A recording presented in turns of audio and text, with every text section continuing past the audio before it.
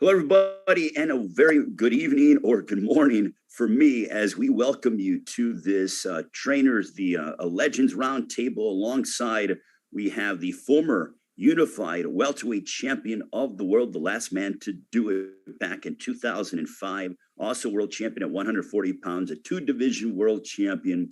This man was an electrifying fighter, brought forth many incredible fight nights to fight fans around the world, and no doubt brought forth the show in Showtime. I'm talking about Zab Judah.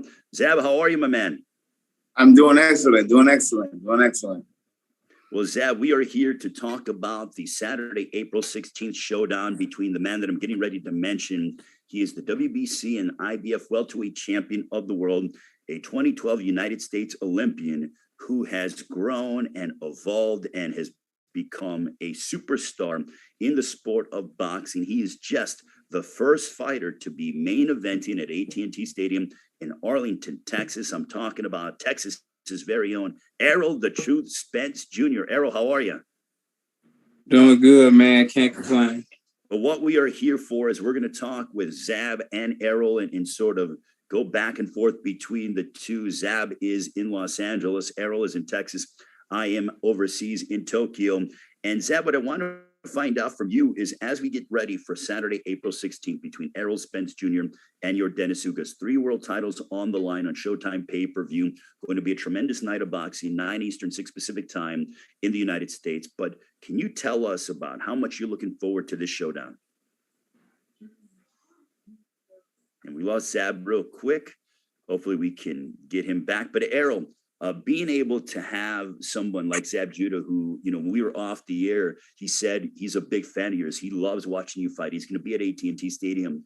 What does that mean to you? Because I know that you grew up and you were watching Zab Judah perform at the highest level. Well, that means a lot. Like, I mean, he's one of the few southpaws that I watch growing up. You know, he was super big time, especially, you know, when I was coming up. So, you know, watching Zab, I always watched him, and that's big respect, and it's a lot of honor having somebody like Zab Judah saying that they're a big fan of me and they like watching me fight and things like that. So, you know, that I feel like that's pretty dope to have guys that you looked up to and things like that. Now they watch you, and you watched them as a kid, but now they watching you, and you know, they say you're a good fighter and things like that. I mean, that's what you do it for. Zab, I asked Errol when you dropped off about what it means to him to be able to say, because you told me off air that you're a fan of Errol Spence and the fact that he watched you perform as he was sort of growing up as a kid and as a teenager and, you know, in the amateurs and stuff. But now that you're watching Errol, how much respect and admiration do you have watching Errol Spence fight?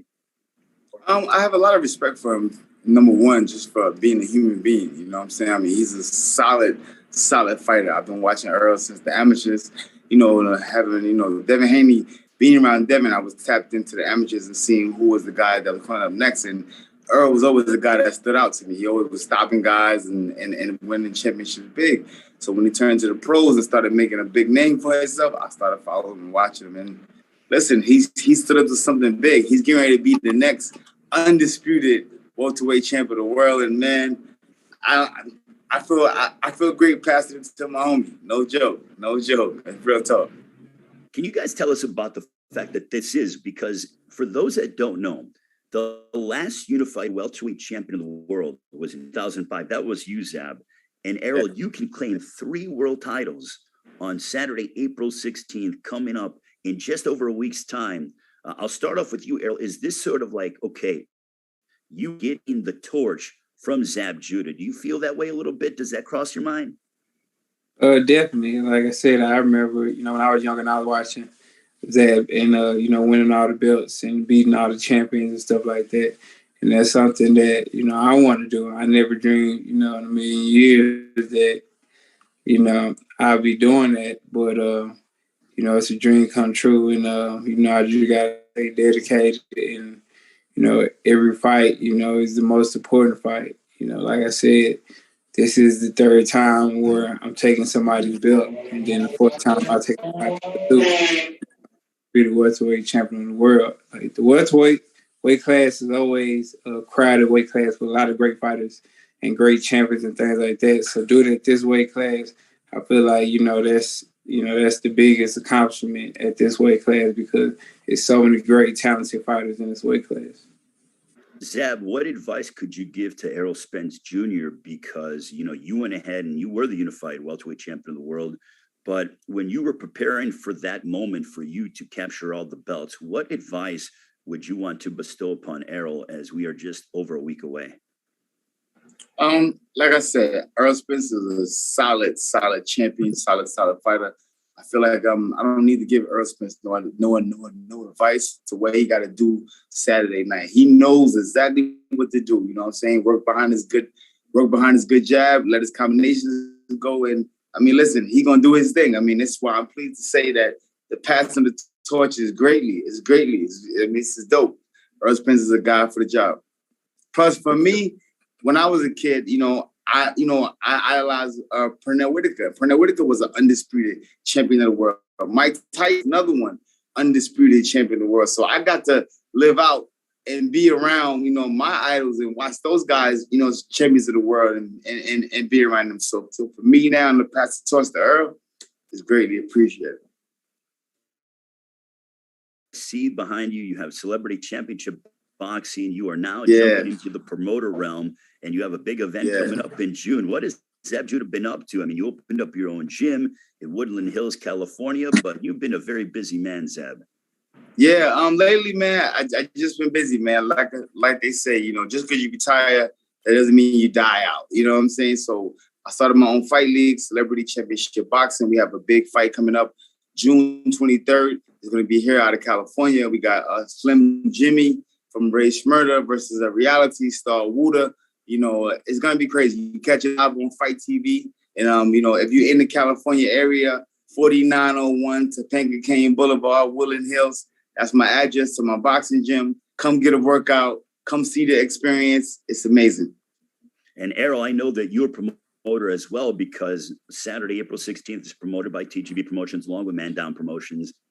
You're a fighter, obviously, but, what are the challenges of, how active are you when it comes to the promotional aspect? Or, do you sort of just sign off on everything, make sure it's good, and then focus in on the task at hand being Yordenis Ugas on Saturday, April 16th? Definitely. But, as you know, I got a fighter, Frank Martin, 135 pounds. And, he's been really explosive. He had a couple of great knockouts on TV. So, for me, it's just, stay focused on this fight, do my thing. Then, once he fights, just make sure, you get the right step of fights and the fights that, basically get him in position, for a world title. But as far as myself, just, focus 100% on Ugas. That's the task at hand. That's the third belt. Once I accomplish that, it's on to the next belt. So, it's 100% on Ugas right now. And Errol, for you, this is your fifth time in recent memory fighting in your home area. You fought in Dallas at the Bomb Factory. You went from the Bomb Factory to then the Cowboys practice facility in Frisco, Texas. Your third time here at AT&T Stadium. But has every time out gotten easier for you to be main eventing in your home area? Yeah, it definitely gotten easier because, you get a lot of, pressure from, fans, media, your friends and things like that. But, you got to block all of that and focus on the task at hand, and that's your opponent. So, it definitely get a lot easier, but it's still special at the same time, fighting at home, fighting in front of, your family, friends, and your day one fans too at that. So, it's always special, that ring walk, walking out and just seeing all the familiar faces and family and friends who can't go way out to when you're fighting in New York and fighting out far, but at home they can come out and watch you fight.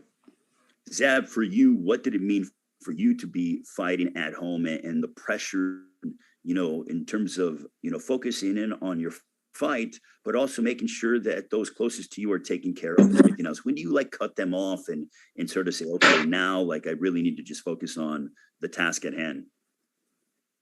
For me, I was hands on with that. You know what I'm saying? I did a lot of things that I shouldn't have did. You know what I'm saying? So, you know, I ran around, handled tickets, friends, school friends, everybody. I made sure everybody was there. I mean, I remember being at a fight in the garden, at the fight, running around, worried about somebody getting tickets and getting in the fight and all that, rather than worried about my fight. Even though I won, but I still, you know, I got kind of sidetracked. So, you know, yeah, I did it. I did it, though.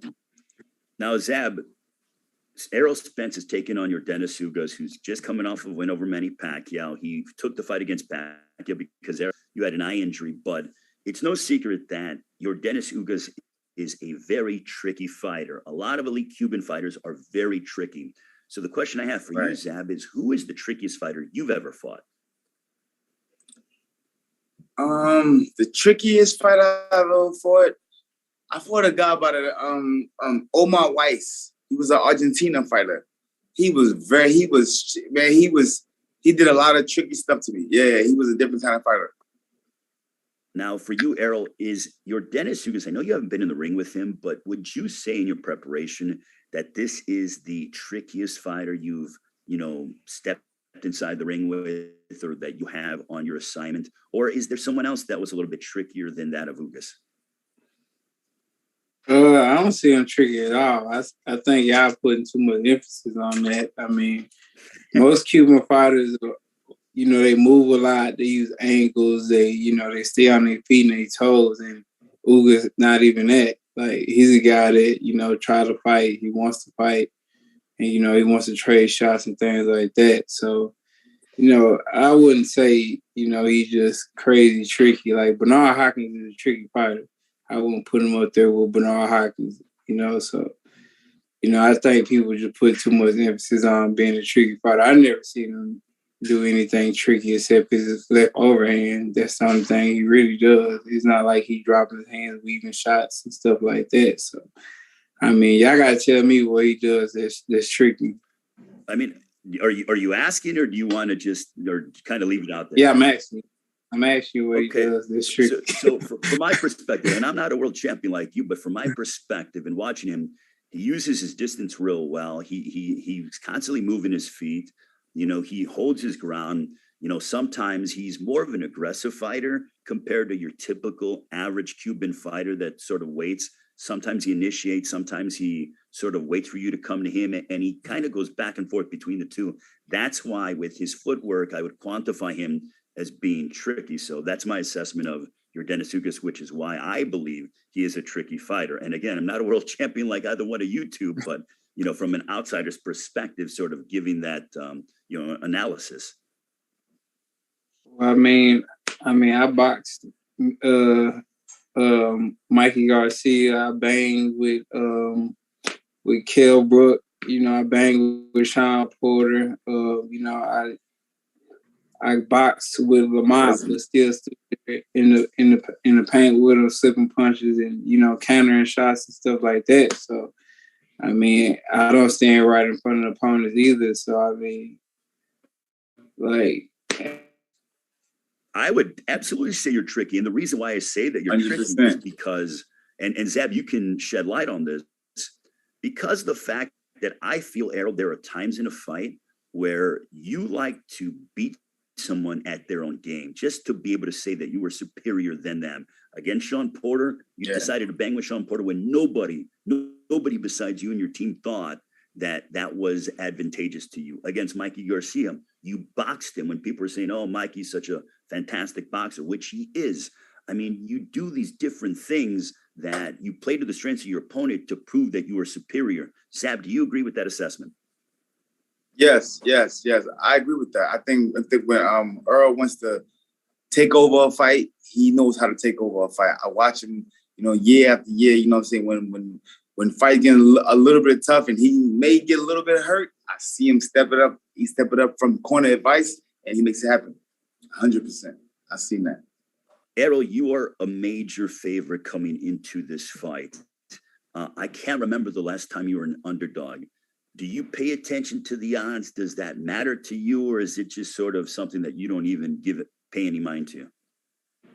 No, it's something I don't paying mine too, because I'm not betting on the books, so. So you don't even pay attention to the bulletin board material. Yeah, I don't care if I'm, underdog or not, or I'm a major favorite. At the end of the day, you still got to get in there and prove it. So, that doesn't play any factor in my game plan or in my mind at all.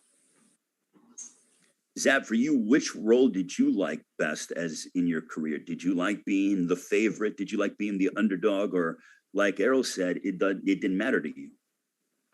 Yeah, it didn't matter to me either. I mean, a lot of times I came in the ring as the underdog, but, a lot of times it didn't matter. I mean, even when I went and I won the undisputed championship of the world, I had to go to St. Louis, to Corey Spring's hometown, and fight him. And, it was a crazy time for me. I mean, I got death threats and all type of stuff, but none of that meant nothing to me. I was focused. I was locked in, and I know how Earl feels. I mean, when you locked in on something and it's your time, there's nothing that can stop you. Nothing or nobody. So, Zab, did you like fighting at home more, or did you like going on the road more? Because you brought up that point about Corey Spinks that we showed on Showtime. That was an incredible, masterful performance. I would probably say it's one of my top performances that I've seen in your career. Which role did you like going into? Was it the Yordenis Ugas role and that he's coming to AT&T Stadium, or the Errol Spence role, fighting at home in front of your fans, having the opponent come to you? For me, I like to go on the road, because when you go on the road, it's like, you pack a lunch. You pack a lunch and you on a mission. You like, listen, I'm packing my lunch because I'm on a mission. When I get back home, I'm going to have my mission completed. You know what I mean? So I like to go on the road and get the job done. And Errol, I know you love fighting at home and everything else, but, is it sort of, comfortable for you to be able to know that, hey, you're sleeping in your own bed? Or do you sleep in the fight or hotel and stuff? I remember when Caleb Plant fought Canelo, he decided to fight and sleep in the fight or hotel. Are you of that mindset, or do you like being at home in the comfort of your own home and sort of dictating where everything goes? Nah, man. All my training camps be at home.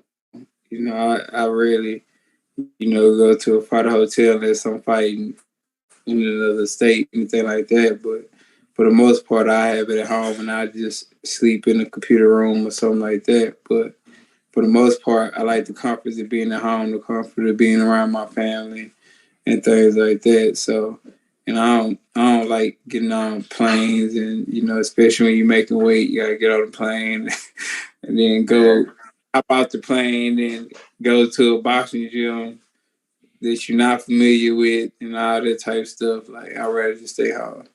Errol, you've had a lot of big wins in your career. It has been wonderful to watch you grow and evolve. I mean, we go back quite a bit. I remember watching you, wipe out Chris Algieri, knock out Leonard Bundo in front of 6 billion people on network television. Well, would you think that this win against Yordenis Ugas is going to be one of your signature wins? Or do you think you've, beating Sean Porter, beating the guys like Danny Garcia, that you already have that and you're just adding to your legacy? I think I'm basically adding to my legacy, because I feel like every fight that led up to this is just as important as this fight, because that's where it got me to. That's where it led me to. So like, people like, what's your most important fight? If I wouldn't have beat those guys from when I was 10-0, 9-0, I wouldn't have got the Kell Brook fight.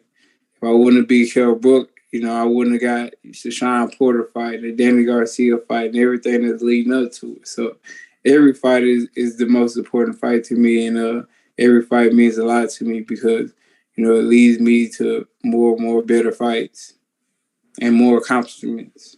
Zab, what performance stood out from Errol Spence's career to you the most from your standpoint?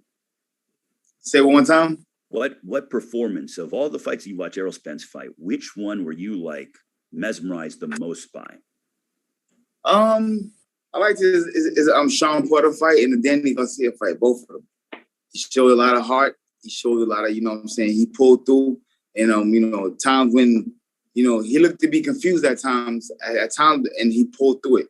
You know what I'm saying? I seen, Sean Porter gave him a lot of different ugly looks, and he was like, what the? But he figured it out. He figured it out and he pulled through. You know what I'm saying? And even in the Danny Garcia fight, Danny Garcia caught him with a good hook and stuff, you know, and he was kind of memorized for a second. He went back to his jab and started boxing and started letting combinations go. And, you know, that's the great thing about being a great left-hander. You know what I'm saying? You can start back with that jab, put together great combinations, and it's all back together again. Zab, do you love the fact, because Errol Spence, you know, Errol, you told me last week that assuming everything goes according to plan, that yes, you want to unify the division. You want to be undisputed welterweight champion of the world. That other champion being Terrence Crawford. Zab, because you did that in your career, do you like the fact that this younger generation is saying, we fight each other? We want our four belts on the line because you did it, your generation did it, but now we're seeing Errol Spence and his generation go after that same thing that you accomplished. Listen, that's the only thing that's lacking in boxing right now is the competitive fights. People have fights that they want in their head to be done and be made and see done of this generation, and it's got to happen. But it's got to happen with the, you know, fighters got to feel like they want to do it. You know, now the promoters are in the way now, but you know, stuff is starting to iron out now. The promoters are starting to grab the right fighters to make the right fights happen. And it looks like 2022 and going forward, we're going to have some good fights happening now in championship boxing. Would you say that Errol Spence is a throwback fighter? Yes. He has throwback. He has, I'm going to say this, he has throwback qualities. He has throwback great qualities. Yes, he does. He's still a young man. He's still of this era, but he has qualities. Probably of everybody that's doing it today, Errol Spence is more him and Terrence Crawford. I can't leave Terrence out. Him and Terrence Crawford are probably the last two guys from that season era that still got that sauce. No joke. Errol, where did you learn those old school qualities from? Because as long as I've known you, I feel like you've had that old school demeanor that you exhibit every single time you step inside the ring. Man, just, you know, being a student of the game, first of all, and that's just my style, you know. I feel like I always had a professional style, even in the amateurs.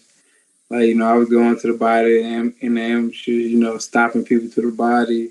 You know, people like, man, you going to the body, it's only 3 rounds, you know, and I'm just stopping people. So, you know, I always had that, you know, that patience and things like that, even as an amateur. That's why, you know, I was just highly regarded, you know, once I became professional. So, you know, I think it's just my personality too, because I got laid back, chill personality. So I feel like that transferred over into my fighting ability.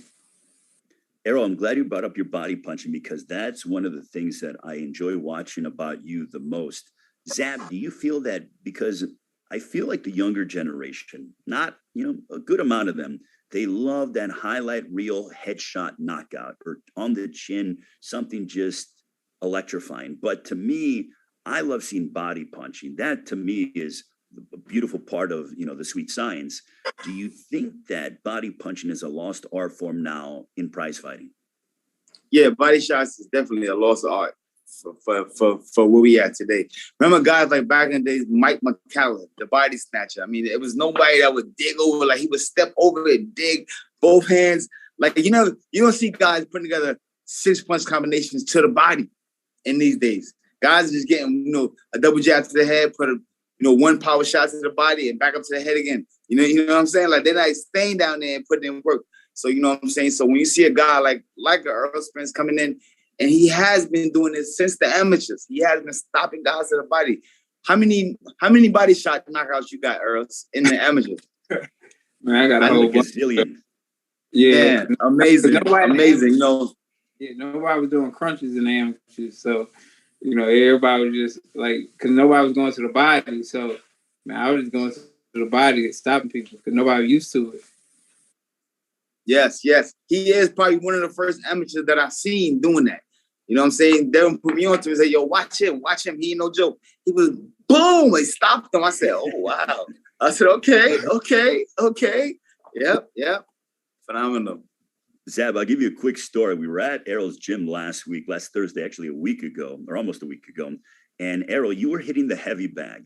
And if the heavy bag was a person, I would feel so bad for them because I felt like I was watching Clubber Lang attack the body bag, or, you know, the heavy bag with your ripping shots. I mean, you were unloading vicious combinations to the heavy bag, like really sitting down on your body punches. Zab, it was something to really admire. And Errol, I got to give my hats off to you because you were in a vicious form during that training session. Man, thank you. I appreciate it, man. You know, it's about working hard every day, striving, and you just staying focused, staying on the grind. And, you know, basically, you know, I want to show everybody that, you know, I'm in the best shape of my life. They don't have to worry about anything. You know, I'm going to perform to my best of my abilities, and I'm 100%. My final question to you before we open it up to the media, Zab, can you tell Errol what it meant to you, and if he's successful on Saturday, April 16th against Yordenis Ugas on Showtime pay-per-view, AT&T Stadium in Arlington, Texas, what he might be feeling when the ring announcer says, you know, holding now 3 world titles, and Errol has all those 3 belts draped on himself at a jam-packed AT&T Stadium. Can you tell him what he might be feeling because you went through that back in 2005? Yeah. It's a feeling like none other. I mean, I'm pretty sure, you know, he's a multiple world champion, so he knows what it feels like to gain multiple world championships and gain success and have that. But and on the 16th, when the referee declares you and the ring announcer says, and the new undisputed, it's just something about that word, the undisputed welterweight champion of the world, it's gonna be electrifying folks that go through his body. He's gonna be like, yes, I did it. I mean, it's a prestigious title that's worth working for and worth earning. No joke. Yeah, everybody in boxing, remember this, a lot of greats in boxing, even today, they don't obtain that title. They don't obtain the undisputed championship of the world. So for the few of guys that has the prestigious to put it together, my hat goes off to you. And Errol Spence was like, you know, you can really put it together, brother. Let's go. Errol, have you thought about what that moment might mean to you? Nah, man, I haven't thought about it. I mean, for me, it's just been tunnel vision. Like, I just been focused on training hard, working hard, being the best of my abilities. So I haven't, I'm not, to tell the truth, I haven't thought about, you know, winning another belt. You know, it's just, for me, it's about winning the fight, you know, so I just been focused on just the accomplishment of beating Ugas. And then after, you know, I dwell in it. But right now, it's 100% focused on Ugas, tunnel vision. All right, Mitch Abramson from Showtime. I'm going to turn it over to you. We have questions from the media. We appreciate all of you joining us. We appreciate the 2-division world champion, Zab Judah, also the WBC and IBF welterweight champion of the world, Errol Spence Jr., as we continue our conversation, getting ready for April 16th, Spence and Ugas on Showtime pay-per-view. Mitch? Thanks so much, Ray. Great conversation. Let's go to the media. If you have a question, please raise your hand. And let's begin first with James Bell from the Boxing Source. James, go ahead. All right, I got 2 quick questions, one for Zab and one for Errol. Zab, my guy, going to, you know, more into when you won that undisputed welterweight championship fight against Corey Spinks, not just immediately after the fight, but when you came home to Brooklyn as the #1 welterweight in the world. Oh man, it was a phenomenal feeling. I mean, it was phenomenal when they strapped the belts on me, and I was in the ring, and I seen all of those colorful belts start being passed over to me. It felt like a bag of Skittles. You know, I had a bag of Skittles. I was happy. I seen all the colors just started coming. I was like, oh wow, this is amazing. But you know, even when I got back home to New York City, New York embraced me very well. I had a parade. I had all, you know, all kind of things. The city opened up, definitely. Gotcha. And to Errol, I talked with Yordenis Ugas in reference to his trainer, Ismail Salas. But for you and Derek James, what is it about Derek James that, you know, makes him, you know, very great to you, but not only, you know, for him to work towards being trainer of the year, but as he says, trainer of the decade? You said, ask the question again? I'm referring to your relationship with Derek James, Coach Derek James, and what makes him stand out so that not only he could be referred to as the trainer of the year, but the trainer of the decade, as he says. I mean, just we work on a lot on fundamentals, and work on always being in a position to punch, never getting out of position to punch. And I feel like, they're drawn well. Like, even with Jamel Charlo, like, if you look at it, like, Jamel wasn't, considered as a power puncher, and it looked like he had that much confidence in his power.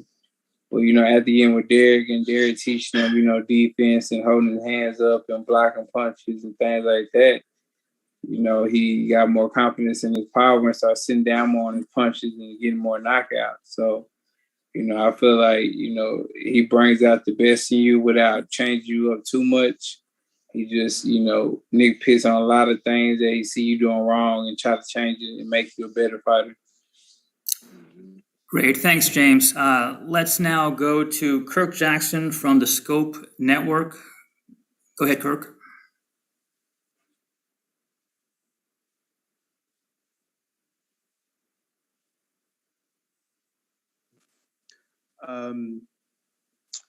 You mentioned that Errol Spence has throwback qualities. What do you think is his greatest attribute as a throwback fighter? Just the way he walked guys down, the way he walked them down and put together combinations.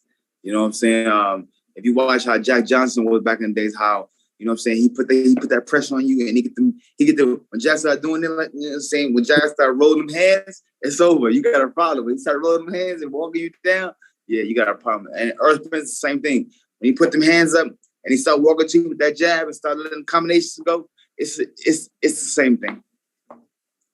What do you think is your greatest achievement as a fighter, or what do you think is your greatest signature win and why?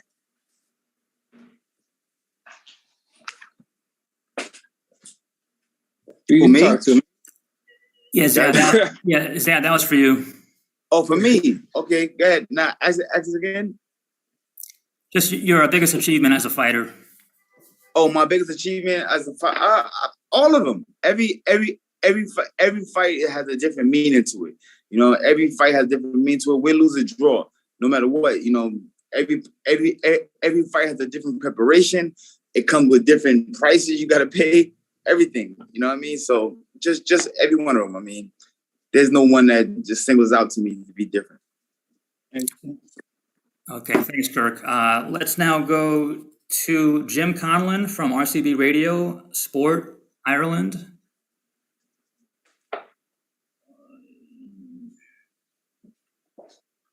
Jim, go ahead. Hi there. My question is for Errol Spence. Errol, I spoke to Yordenis the other day and I asked him what fight would suit his style better, yourself or Bud Crawford? And he said your style would suit him better. How do you respond to that? And do you look forward to meeting Bud Crawford later on in the year? Yeah, I definitely look forward to meeting Bud later in the year. I mean, it's for all the marbles. So, that's I feel like that's the biggest fight in boxing with two fighters with amazing skill set and, top 5 probably boxers in the world. And Ugas saying that, I mean, that's his opinion. So, we'll see April 16 if he's still asking us that question. April 16, do we still think the same? Okay, thanks for that question, Jim. Let's now go to Alex Secchia from Prime Point Media. Alex, go ahead. How you doing, guys? Thank you for your time today. My question is for Errol. Errol, so I want to get your mental aspect from this question. Mentally, how does it feel to be able to continue to do what you love, even when most people believed that your career was over?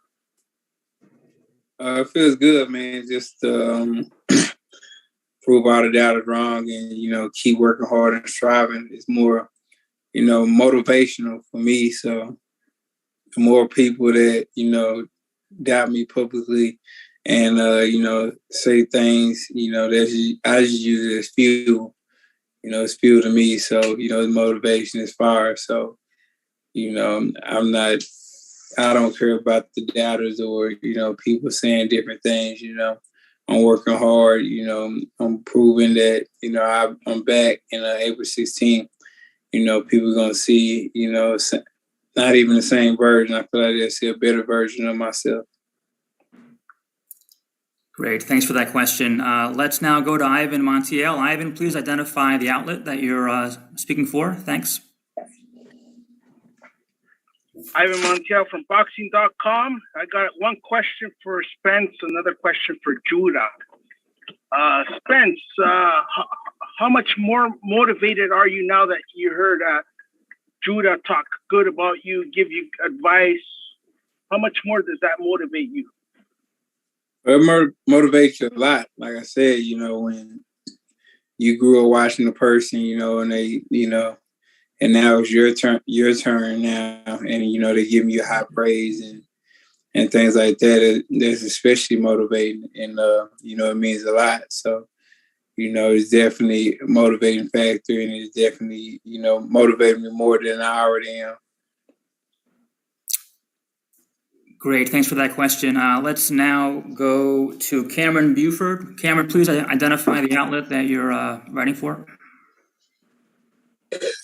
Voice of the Fans by way of LA News Observer. Good afternoon, guys. Thanks for making time for us. Earl, I got a couple questions for you. Upon looking at the all access that you did, you got the horses now. Yeah.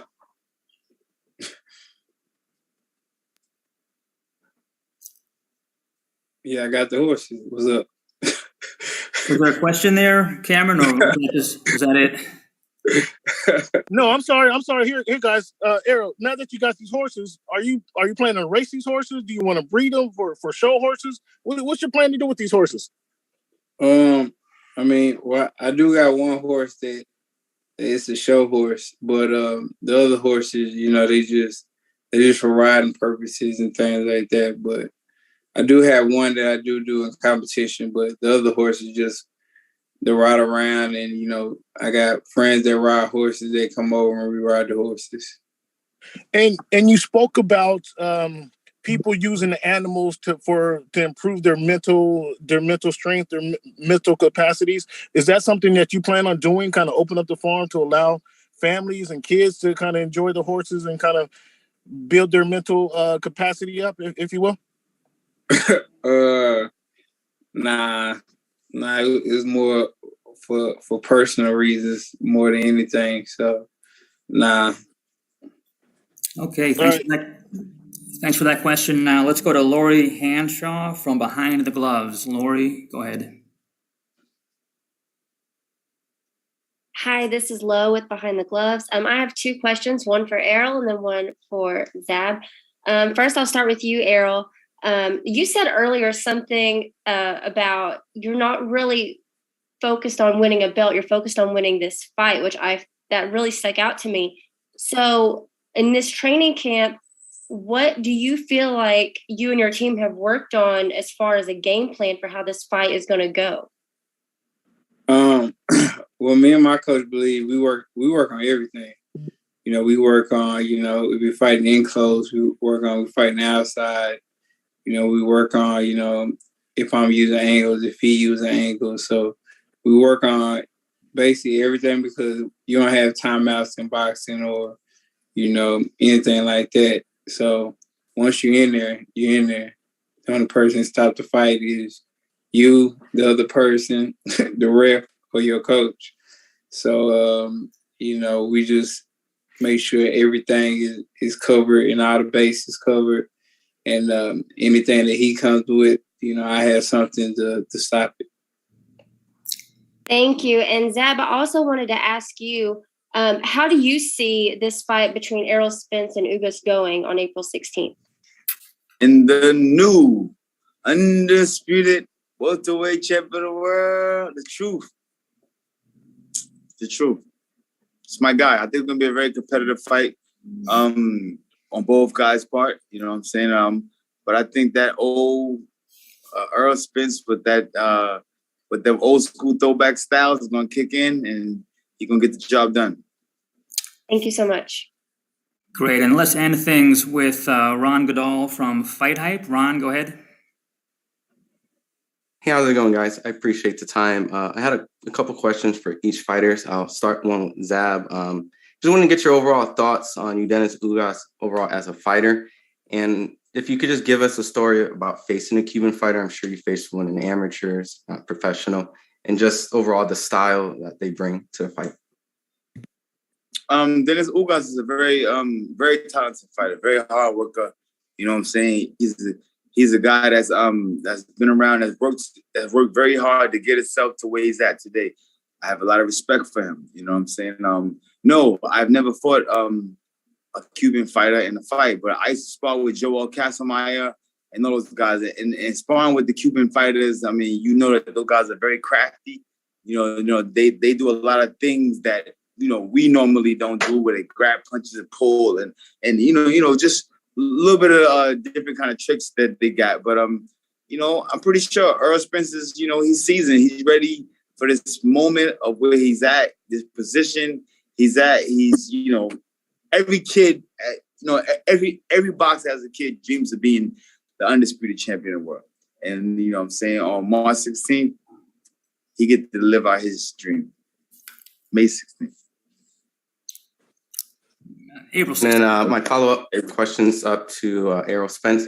Just, you know, you're a father of 3 and you're training at home. Obviously, it could be a lot of distractions. Some fighters have to remove themselves from that position. Just kind of wanted to get your thought process on why you're okay with training with an environment like that. And if you could tell us if there was a training camp similar to the one that you're having now in the past.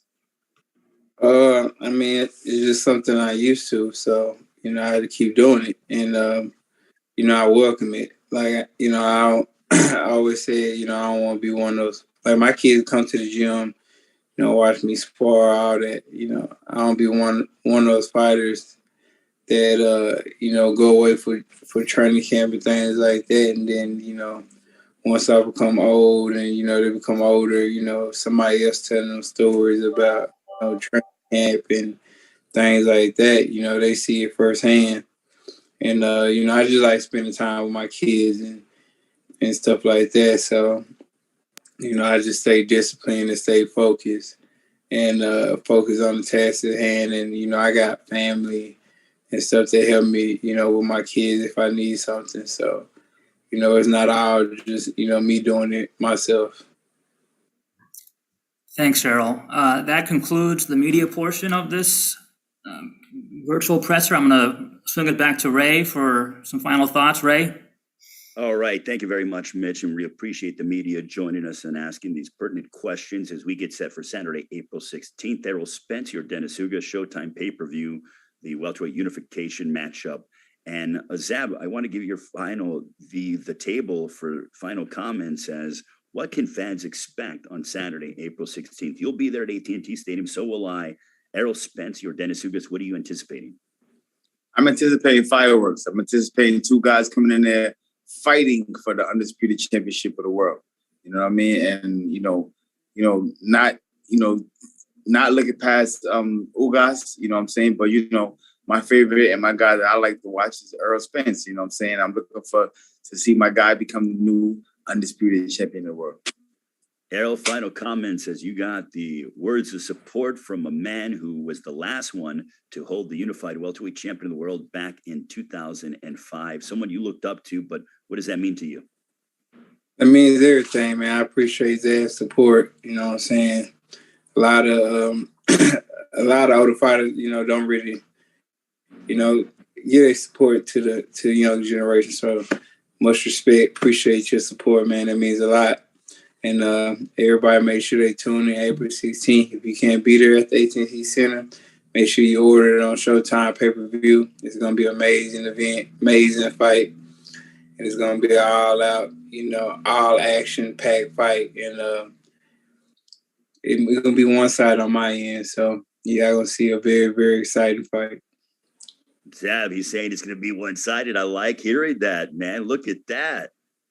Be fireworks. It's going to be fireworks. Something to see. People don't miss this. Boxing royalty, Zab Judah, thank you so much. Errol Spence, thank you so much. I'll see you both next week down in Arlington, Texas. Take care, everybody. Have a great one. Here we come.